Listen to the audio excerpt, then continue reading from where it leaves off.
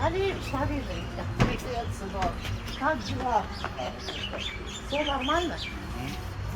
Говори. Салим, я тебя поздравляю. Я привезла тебе документы. پس از 10 سال سرگردانی ها، سلیم عبدول کیمبومبونی یک شهروند افریقایی تبار کشور تانزانیا اجازتنامه بازگشت به وطن را دریافت کرد و از سال 2007 به حیث خادم یک سیرک سیار تا روسیه و قزاقستان رفت و بعدا همراه همکسبانش به دوشنبه هم آمد. ولی به گفته او در یک حادثه 10 سال پیش در دوشنبه بار و بغاج از جمله شناسنامه‌اش را گم کرد و بعد این به حجت ماند. ман хеле хушҳол ҳастам ва рости гап боварӣ надоштам, чунки 10 сол боз одамони зиёд ваъда медоданд, ки ба ман барои бозгашт кӯмак мекунанд, вале барои омода кардани ҳуҷҷат муваффақ намешудам. ман ҳоло ҳиссиётамро баён карда наметавонам, фақат раҳмат мегӯям. چندین بار به ساختارهای حفظ قانون تاجیکستان به خاطر گرفتن حجت مراجعت کرد، ولی این مسئله حل خود را نیافت و مدت در مؤسسه نگهداری افراد بی سرپناه در شهر خوجند زندگانی کرد. بهری عبدالرحمن و رهبر سازمان جمعیتی دیار که به افراد بی سرپناه کمک می‌رساند، آخر هفته گذشته از سفارت تانزانیا در مسکو جواب درخواست نسبت بازگشت سلیم افریقایی را به دست آورد. Ну, наконец-то я его получила. билохира мо ҳуҷҷати бозгашти салимро дарёфт кардем. то 21 январи соли 2022 ӯ бояд тоҷикистонро тарк кунад.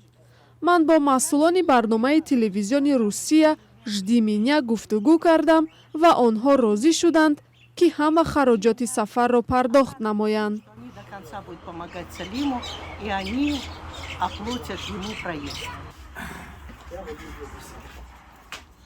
سلیم کیمبومبونی میگوید در این مدتی که در شهرهای گوناگون تاجیکستان زندگی کرد، بعضاً با مشکلات زیست نیز دچار گردید. در بازار و ساختمان‌ها کارهای موقتی میکرد تا روزش را گذراند. ولی 2 ماه پیش یک ساکن شهر خوجند او را به خانه‌اش دعوت کرد و حالا همراه آنها زندگی میکند. من دادرم که شناخت شدم، برادر شدم، با چمنم مخطوط شدم، بچه خونم قبول کرد.